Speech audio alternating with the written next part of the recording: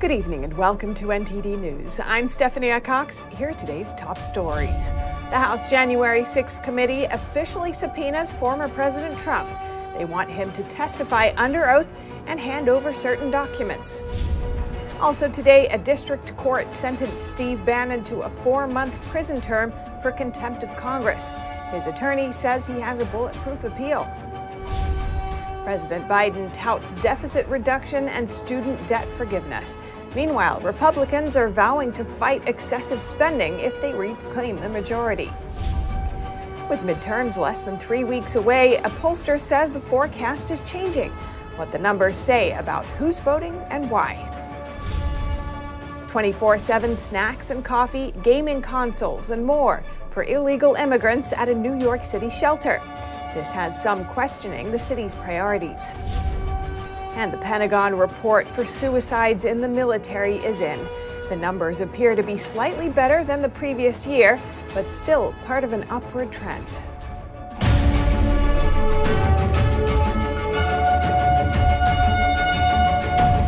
The House January 6th committee is officially subpoenaing former President Trump. They're trying to compel him to testify and provide documents. The House January 6th committee is asking former President Trump to sit for a deposition under oath beginning on or around November 14th. They're also ordering Trump to turn over certain documents by November 4th. The committee released the entire subpoena it sent to Trump. This is unlike previous subpoena announcements. The panel said in its letter to Trump, quote, "As demonstrated in our hearings, we have assembled overwhelming evidence, including from dozens of your former appointees and staff, that you personally orchestrated and oversaw a multi-part effort to overturn the 2020 presidential election and to obstruct the peaceful transition of power." The committee is asking Trump to turn over any communications he had with his close allies between November 3rd, 2020 and January 20th, 2021. Committee members say it's their obligation to seek Trump's testimony. It's not yet clear whether Trump will comply with the subpoena. Reporting by Allison Lee, NTD News. And today, a federal court sentenced former Trump advisor Steve Bannon to 4 months in prison. But the underlying ruling could ultimately hurt President Biden. NTD's Arlene Richards reports. So, as you know, Mr. Bannon was sentenced today.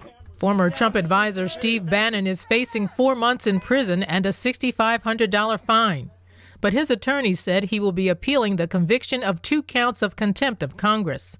The judge delayed the prison term until after the appeal process. Bannon's attorney David Schoen said the judge's decision to delay the sentence was extraordinary but appropriate. He said there are substantial issues left open in the case. I believe that the appeal in this case is bulletproof. The constitutional issues involved in this case are very important, but Mr. Bannon never got to tell the reasons for his actions with respect to the subpoena. Schoen said the government prohibited Bannon from presenting evidence that would explain why he didn't testify before the House January 6th committee. Mike Davis, former chief counsel for Senator Chuck Grassley, explained what happened. He was instructed by his counsel that President Trump asserted executive privilege, and so therefore he could not testify. That is an absolute legal defense, and the district court judge, for some reason, would not allow him to raise that defense. And I think the district court judge misinterpreted a D.C. Circuit Court ruling.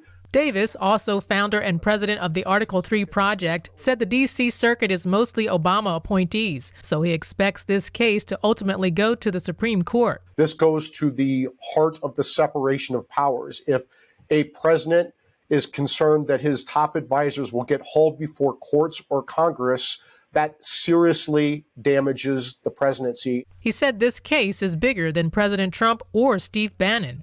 What happens when Congress calls President Biden's son Hunter to testify and to testify about his discussions with his father as president? President Biden will want to assert executive privilege, and he's just trashed that because of Trump and Steve Bannon.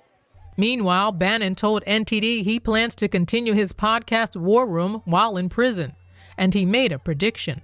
On November 8th, there's going to have judgment on the illegitimate Biden regime, and quite frankly, the Nancy Pelosi and the entire committee.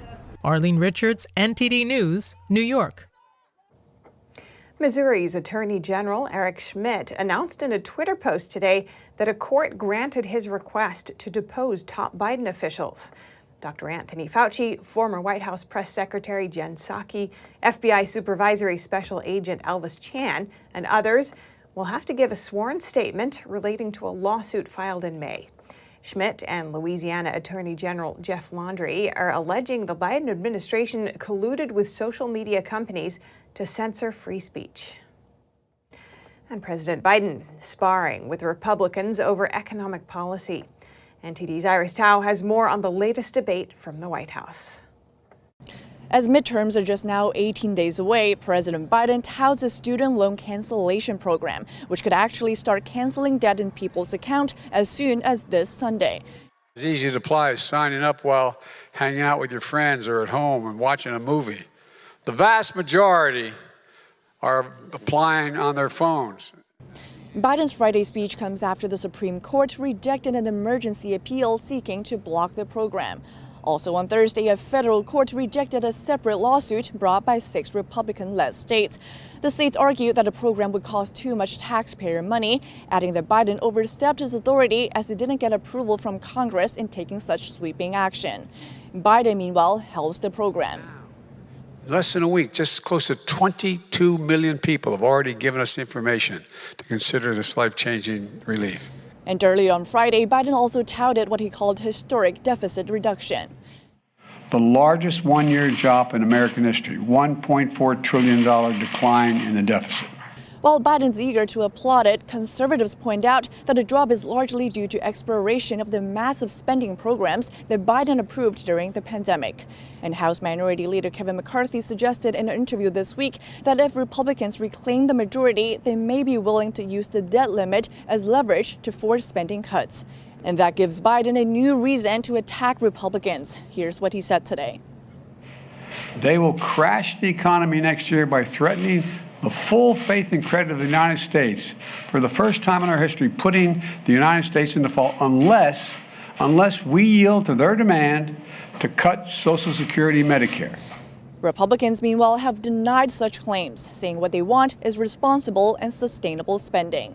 Reporting in Washington, D.C., Iris Tao, NTD News.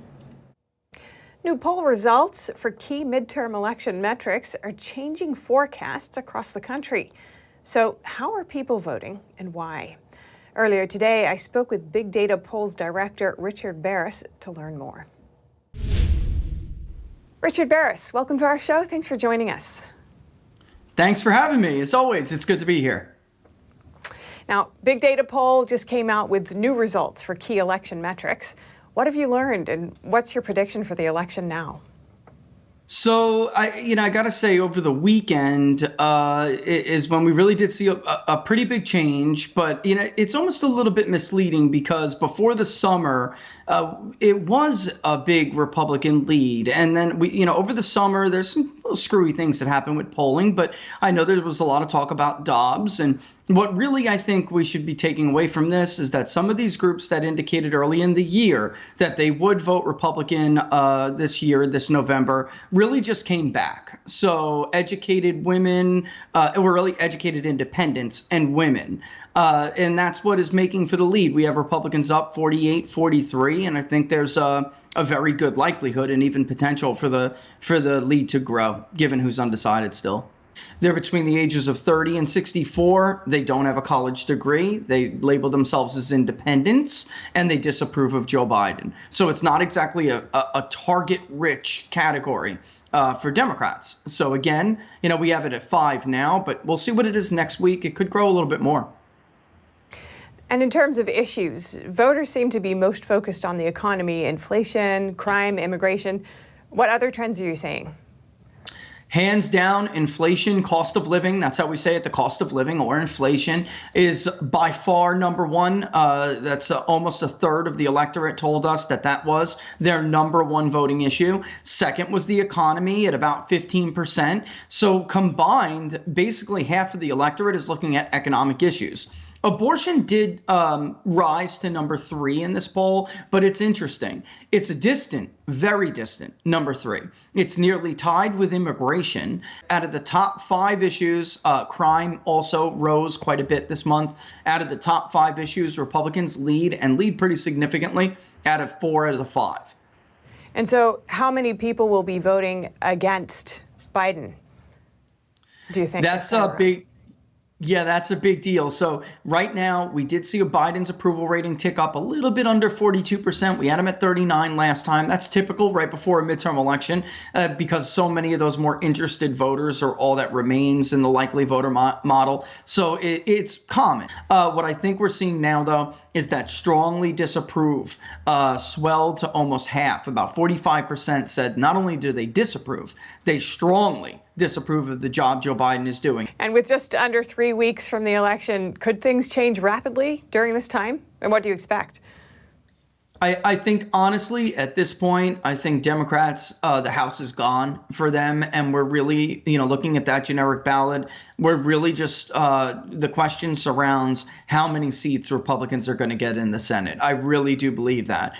Democrats are basically out of voters they could convince to vote for them. Their enthusiasm is not that low. They will vote. The problem is they're losing independents by such a big margin, and Republicans are even more enthusiastic than them. So the question for me really remains whether or not the state level polling for Senate is going to catch up to the move that we're seeing nationally. The generic ballot will lead state level polling as far as movement like this. And the question is, how big is this Republican win going to be? And I think most, if they're being honest with themselves, most Democrats will concede that. All right. Thanks so much for your time. Richard Baris, Director of Big Data Poll. Of course. Appreciate it. Hey, all the best. Thanks for having me, as always. Take care. New York City has opened a shelter complex for illegal immigrants where the city provides them with TVs, gaming consoles, and more. This has some questioning the city's priorities. City officials say it's to make the transition easier. New York City opened a shelter complex for single adult illegal immigrants after Mayor Eric Adams declared an emergency due to the influx. Immigrants will have access to TVs, gaming consoles, free snacks and coffee 24/7, and 3 meals a day. The city's emergency management commissioner told reporters the meals will be culturally appropriate. There will also be phones so the illegal immigrants can connect with people to get to their final destination. We in New York City want to be as helpful as possible so asylum seekers to get to wherever they need to get to. The center, located on an island next to Manhattan, can house up to 1,000 people at a time. One Twitter user indicates that the city is caring more for non-citizens than for Americans, saying all these years the homeless and foster care children in New York City had no food, money, or shelter, and somehow the Democrats in New York found money to provide everything to illegals. NTD reached out to the city officials for comment, but didn't hear back before broadcast. Nearly 20,000 illegal immigrants have come to New York since April, and an average of 5 or 6 buses, mostly from Texas, have arrived each day since early September. According to Bloomberg, the Big Apple will spend between $500 million and $1 billion this year to house the illegal border crossers who have arrived in the city in recent months. And on a national scale, the Federation for American Immigration Reform issued a cost analysis saying the immigrants who entered the country illegally under President Biden add an over $20 billion burden to American taxpayers per year.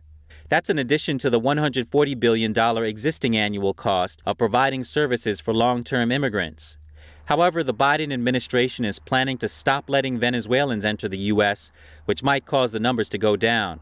Because of that, officials in the Democrat-led city of El Paso, Texas, reportedly say they're ending a months-long relocation effort to bus immigrants to northern cities, which might also ease the influx in New York. Reporting by Arian Pastar, NTD News. Over to the West Coast, more and more Californians are frustrated with the state's rise in homelessness and crime. One Los Angeles business owner decided to take matters into his own hands. Tim Ratcliffe, a restaurant owner, became a local Los Angeles hero after chasing down and apprehending a homeless man who assaulted one of his customers. He tells California Insider's C.Mac Karami he was having lunch with his girlfriend on a patio at the time. A homeless man came up and sucker punched an elderly man and knocked him over, stole his wallet, stole his cell phone, and started running away. And when I saw it, I didn't even think about it. I just got up and started running after him. As we rounded the corner onto Hollywood Boulevard, he hit me, which one good hit at least, and then I tackled him, and I waited almost 12 minutes for the police to arrive, and we had him arrested, and currently he's in jail. His girlfriend helped him as the homeless man tried biting him. Ratcliffe says the homeless crisis is causing the quality of life to diminish. Oftentimes, business owners are left to fend for themselves. It's my job because I want the corner that my business is on to look appealing. I don't want people to not want to come there because they feel unsafe. I don't want them coming there because they are not coming because they feel that it's a gross area. When he sees someone hanging around, he would approach them to start a conversation and ask if they are okay. He says most of the time they only ask for some water, but there are exceptions. Since the pandemic, it seems to be a lot more brazened activities by homeless. I've had people just take food off of the table before. Wow. So we're really paying attention to that now. We have barriers that we've put up to try to prevent that as well. Ratcliffe says those who do that are usually mentally unstable, but the situation worsens when the homeless commit petty theft and the police do not respond to the minor crimes. I will call the police because I'm not going to try to get into a confrontation with them. I will stand next to them because I don't want a problem with any of my customers, and I'll make sure that I'm the barrier if need be. He is open to providing resources for the homeless, like making a call or telling them where to go so they can move on. For now, he gives his phone number to businesses within 2 blocks around him so they can support each other. The Pentagon has released its annual report on suicide and the military. The numbers offer hope, but they're still part of an upward trend over the last 10 years. NTD's Jason Perry has that story. The Pentagon report on suicide in the military shows that 519 service members took their own lives in 2021. That's 63 fewer than in 2020, when 582 service members committed suicide. While the decrease seems encouraging, the numbers are part of an upward trend in suicides over the past 10 years among those on active duty. Psychologist Dr. Jean Cirillo explained that high-stress experiences can have not only a lasting psychological effect, but also a physiological effect as well. These are people that have been through long-term, day-by-day stress, military, being in the trenches, not knowing when a landmine's going to go over, not being able to sleep unless you hear helicopters above you because that's your only protection. Their brain is different from a so-called normal brain that hasn't had that kind of trauma. And she said these differences can be seen in brain scans. Cirillo explained that service members who do decide to seek help for mental issues should be able to vent to peer counselors and licensed therapists on a daily basis without any stigma, without having to go on leave, and without having to lose their firearms.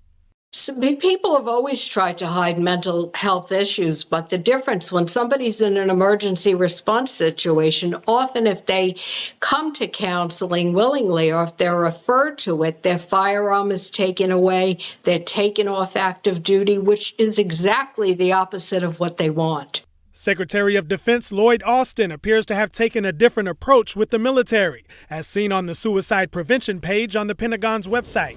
In life's difficult moments, everyone needs time and space between strong emotions and access to lethal items. Research suggests that easy access to firearms increases the risk of dying by suicide by as much as 4 to 6 times. So use a cable lock, a trigger lock, or a secured firearm safe. And he added this. But unfortunately, there's still a lingering stigma around asking for help, so all of us have to step up. We can all be thoughtful listeners. We can all remind our friends and family and colleagues that they are not alone. And we can all do our part to prevent suicide. If you or someone you know is contemplating suicide, you can call or text 988 to connect with the 988 Suicide and Crisis Lifeline. Jason Perry, NTD News. Coming up, the candidates for the UK's next Prime Minister are revealed. Among them, Boris Johnson, potentially making a comeback. And in college football news, a possible landmark lawsuit against the NCAA is headed to trial, alleging that repetitive hits to the head resulted in degenerative brain disease. That and more coming up.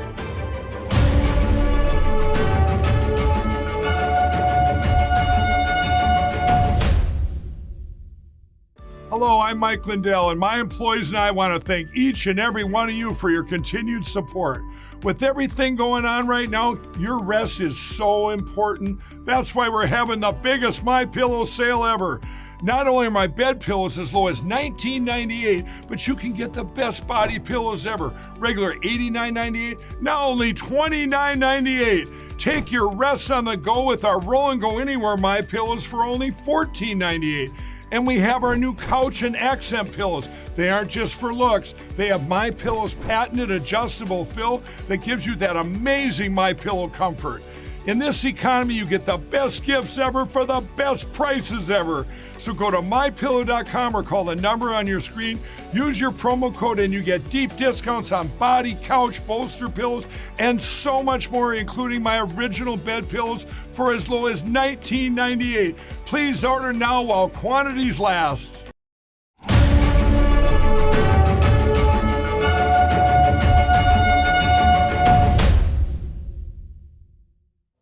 Following the shortest premiership in British history, a second Conservative leadership contest has now begun to replace Liz Truss. Candidates for the top job include Rishi Sunak, Penny Mordaunt, and Boris Johnson. Opposition parties are doubling down on calls for a general election, but with the Conservatives behind in the polls, it's unlikely they will call one.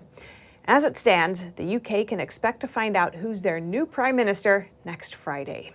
NTD's Malcolm Hudson has more. Now that Liz Truss has resigned as Prime Minister, Conservative MPs are declaring their allegiances in the second leadership contest in 4 months. The prime candidates are Rishi Sunak, Penny Mordaunt and Boris Johnson. Sunak has the lead with Johnson in a solid second, while Mordaunt is trailing behind in third place. Mordaunt was the first candidate to publicly announce her bid to stand in the contest. Sunak and Johnson haven't yet publicly declared. On Friday morning, Sunak avoided questions from journalists. And Johnson is understood to be flying back to the UK from a holiday in the Caribbean, due to arrive on Saturday. Other possible runners are Suella Braverman and Kemi Badenoch, but they may struggle to get nominations. And Defence Secretary Ben Wallace ruled himself out to back Johnson. Candidates need at least 100 MPs backing them by Monday 2 p.m, meaning at most 3 will make the cut. If 3 remain, then the one with the lowest votes will be eliminated. The other 2 will then be put before Conservative Party members in an online vote.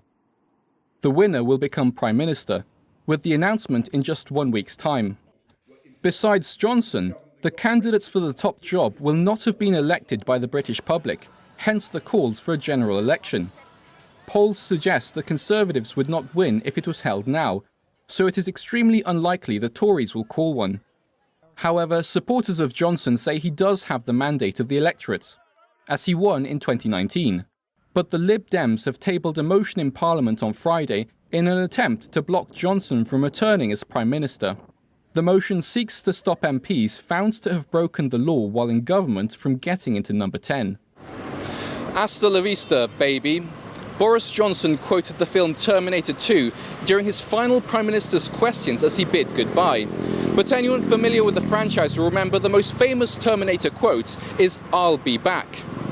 Supporters of Johnson are hoping he'll make an extraordinary political comeback, but he remains dogged by the Partygate scandals and an ongoing investigation. Rishi Sunak, on the other hand, has significant support among MPs, but he lost the contest last time round when it was put to the Conservative Party membership. Mordaunt is trailing behind the other 2, but with well over 100 MPs who haven't given their backing yet, she's still in the race. Malcolm Hudson, NTD News London. And now over to sports news. Here's NTD's Dave Martin with today's top stories. The widow of a former USC football player is suing the NCAA for not protecting her husband from repetitive head trauma. She's taking her case to a jury on Friday. Her husband was former Trojans linebacker Matthew G., who in 1991 led the team in tackles and lived a relatively normal life for about 20 years afterwards. But according to the suit, by 2013 his behavior had changed and he became angry, confused, and depressed. He died in 2018 with the preliminary cause of death listed as the combined effects of alcohol and cocaine. After his death, however, his brain was found to have CTE, a degenerative brain disease. Aaron Solomon, who's the chief legal analyst at Esquire Digital, told me that most of these cases get settled before they reach a jury. A lot of it depends upon the plaintiffs. I think that the family was probably very upset about the NCAA's position on this, which is not just that it wasn't responsible for G's death, but the fact that he was using alcohol and drugs to cope with a traumatic childhood. Solomon says that though the NCAA previously paid out $70 million to a separate lawsuit in 2016, it didn't mean that they were legally guilty, and if this case continues, it could set quite a precedent. To actually have a jury verdict come in against the NCAA, I think is going to open a floodgate of litigation. Solomon also argues that the NCAA might not be the only institution that could be at fault for knowingly putting these athletes at risk. The universities that they played for have the same knowledge. And a lot of these universities, including football schools like Stanford and Notre Dame, have massive financial endowments. In addition, with the return of concussed Miami Dolphins quarterback Tua Tagovailoa this week, Solomon says the young quarterback is in superb legal standing should he bring a case forward. Solomon, who's seen many of these cases, also has a personal plea for Tua, who's missed 2 straight games with a concussion. And I've been saying this for weeks. If I had 5 minutes to talk to Tua, I would implore him to end his career now. It's very clear the way this is going to go for him. Moving on to tonight's sports schedule, 6 NHL teams are in action tonight, including the defending Stanley Cup champion Avalanche, who are hosting Seattle.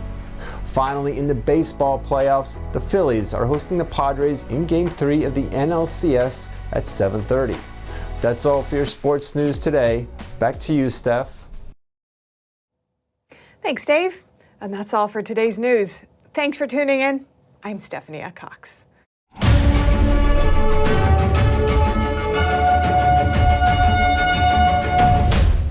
Thanks for watching us on YouTube. Did you know YouTube only keeps selective videos on its platform? So if you want to make sure you get the full picture, just subscribe to our newsletter.